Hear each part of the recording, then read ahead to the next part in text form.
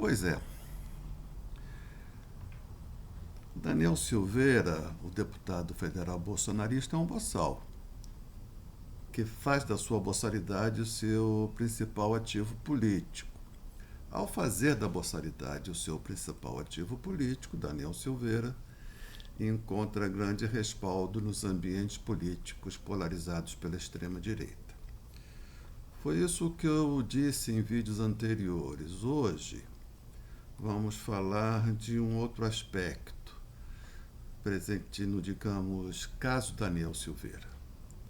Uma das formas com as quais Daniel expressou a sua boçalidade foram as bravatas com ameaças aos ministros do STF, elogios à ditadura, ao AI-5, essas coisas. Ao fazer isso, Daniel Silveira comete crimes, o que suscita a pergunta: seriam esses crimes de opinião e, portanto, estariam cobertos pela imunidade parlamentar? Eu sou leigo em direito e, por isso, limito-me a observar o caso sobre o critério do bom senso e da minha experiência como analista político. Com base nisso, eu responderia que sim, que os crimes cometidos por Daniel Silveira estão cobertos pela imunidade parlamentar. Isso me parece mais ou menos óbvio. Assim, a meu ver, caberia à Câmara de Deputados e só ela punir o deputado boçal e fanfarrão, com a perda de mandato por quebra de decoro parlamentar.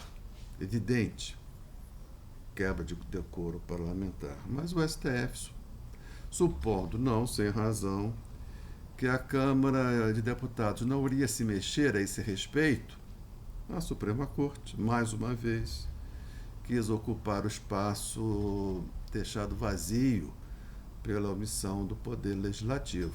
Ela tem feito isso seguidas vezes. Só para citar um caso exemplar, eu cito o caso das células-tronco.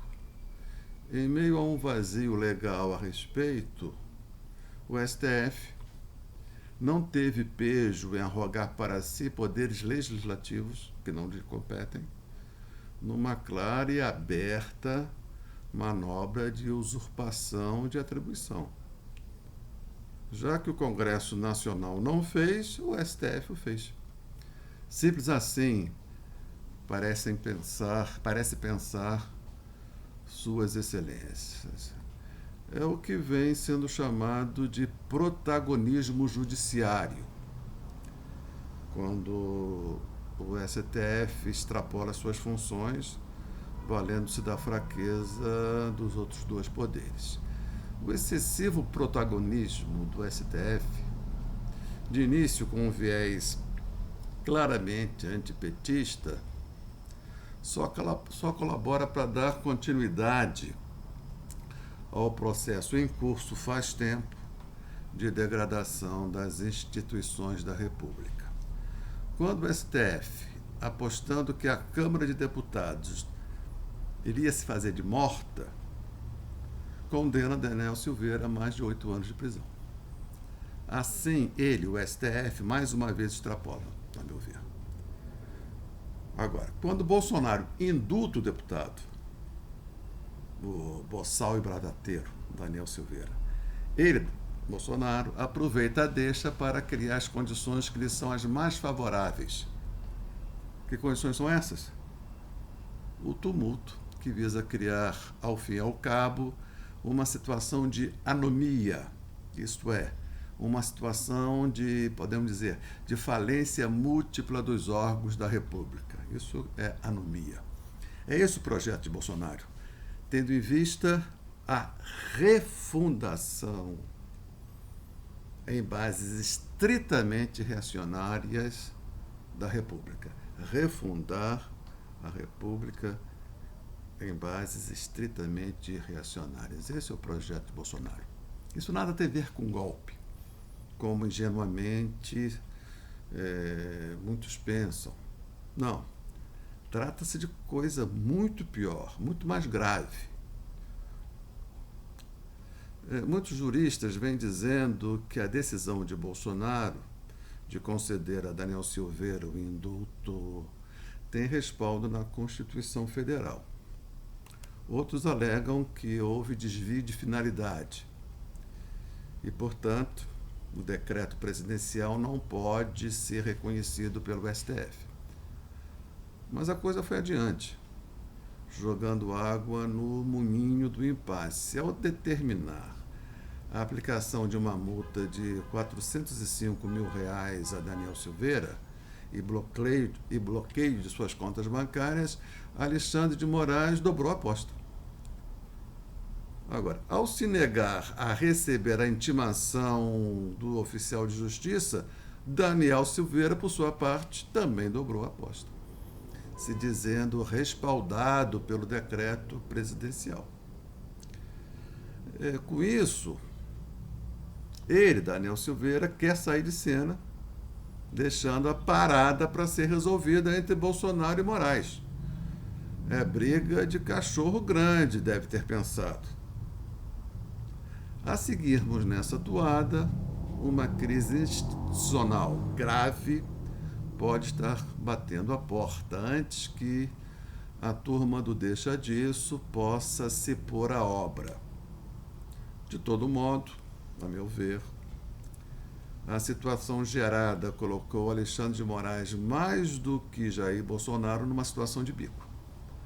Bolsonaro tem mais margem de manobra, Moraes tem bem menos. Moraes personalizou demais o caso Daniel Silveira, aceitando a provocação do boçal fanfarrão que o chamou, como se diz, para a porrada. E ele, Moraes, foi para a porrada. Resultado disso é que as chances de se encontrar uma saída honrosa boa para todos vão diminuindo acentuada e rapidamente. Nessa escalada, a continuar nesse ritmo frenético, não haverá turma do Deixa Disso que possa resolver o problema. Não se fazem mais Tancredo Neves como antigamente. Os juristas Ives Gandra, eminente constitucionalista conservador, disse dias atrás, estou gravando esse vídeo no dia 5 de abril de 2022, disse ele, para delírio dos jornalistas de extrema-direita, que a Constituição Federal dá poderes ao presidente de convocar as Forças Armadas para garantir o cumprimento do decreto de indulto que beneficiou Daniel Silveira. Isso foi recebido entusiasticamente nas hostes da extrema-direita, né? Precisava ver como isso foi noticiado naquele programa Os Pingos não Existem, né? O embate aberto entre Alexandre de Moraes e Jair Bolsonaro pode descambar para um embate entre os poderes executivo e judiciário, com a mediação das Forças Armadas em favor do executivo, para júbilo das bases bolsonaristas em particular e para a extrema-direita em geral. Seria como a realização dos seus melhores sonhos para essa turma. Perturbar o ambiente político às vésperas de uma eleição presidencial que se anuncia difícil e, além disso, jogar lenha na fogueira da desmoralização das instituições da República. Tudo de bom para o projeto de Bolsonaro. A crise institucional que necessariamente se seguiria de uma intervenção das Forças Armadas, ainda que pontual, colocaria as eleições deste ano num ambiente de grande conturbação, além de colaborar decisivamente para a consolidação do projeto estratégico de Bolsonaro, que tem, esse é o ponto, por fim, esse projeto refundar a nossa República. Não se trata de golpe. O projeto é de refundação da nossa República. Esse é o busilis. uma refundação com base no ideário da extrema-direita. É esse o objetivo. É esse o objetivo que explica muitas das atitudes aparentemente espontâneas de Bolsonaro. Muitos pensam que tudo não passa de arroubos impensados, algo que se deve à sua proverbial tosquice. Não, nada disso.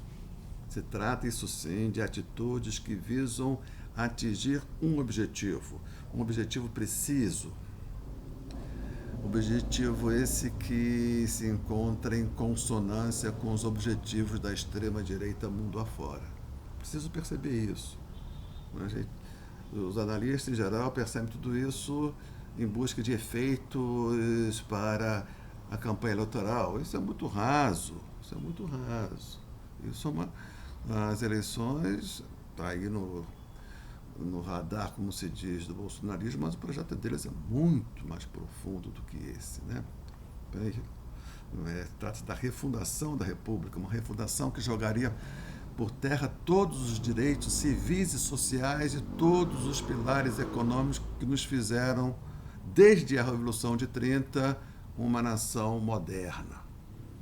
A refundação da República, com base nesse ideário de extrema-direita, só será possível em meio a uma crise ampla e profunda de legitimidade das instituições. Boa parte das atitudes de Bolsonaro tem como objetivo contribuir exatamente para a instauração de uma crise desse tipo.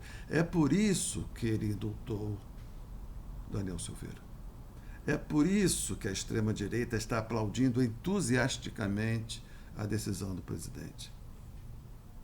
Pois é.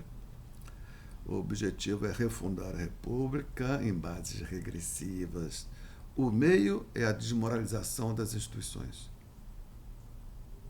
Porque sem essa desmoralização, o fim não será possível ser alcançado. Como não reconhecer que nesta empreitada de desmoralização das instituições, Bolsonaro encontra, como não reconhecer que ele encontra no STF um aliado e tanto? O STF com seu excessivo protagonismo. Pois é. Caso você tenha gostado deste vídeo, caso queira ter acesso aos próximos, por favor, dê um like, compartilhe, inscreva-se no canal e acione o sininho. Obrigado e até a próxima.